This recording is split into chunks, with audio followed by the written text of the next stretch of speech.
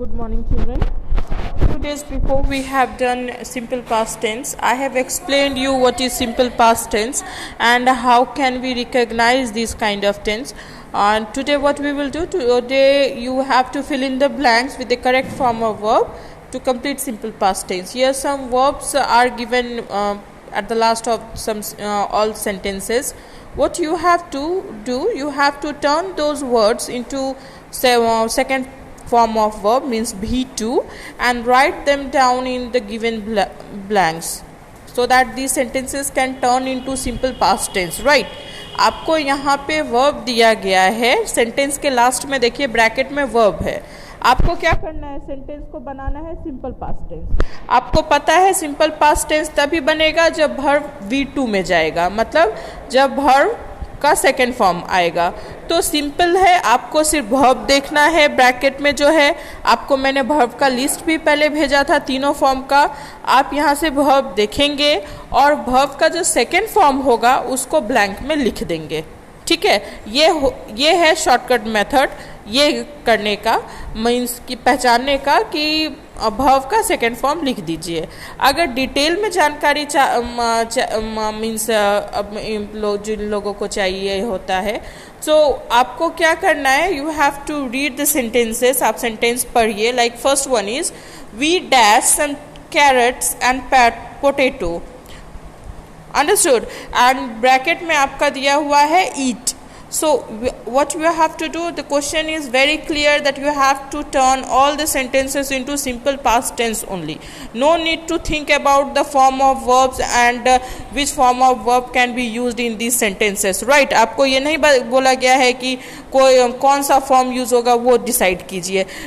It is clearly instructed that you have to turn these sentences into simple past tense, right?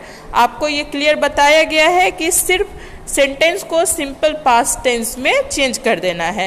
And you know the rule of simple past tense that you have to write subject, then second form of verb and then object. Here subject and objects are given in these sentences. You have to just change the form of verb, right? यहाँ सब कुछ दिया हुआ है, subject दिया हुआ है, object दिया हुआ है. आपको सिर्फ वर्ब का फॉर्म चेंज कर देना है. तो जैसे देखिए फर्स्ट वन जो है, फर्स्ट सेंटेंस ये क्या है, ये फॉर्म वर्ब दिया हुआ है ईट. अब ईट का सेकेंड फॉर्म क्या होता है, आपको मैंने वर्ब का जो लिस्ट भेजा था उसमें दिया था. ईट का सेकेंड फॉर्म होता है eight.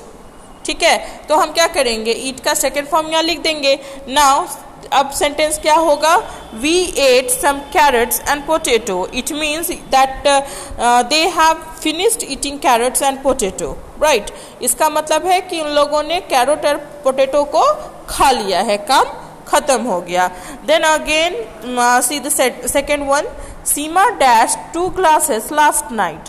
The verb is given over here break.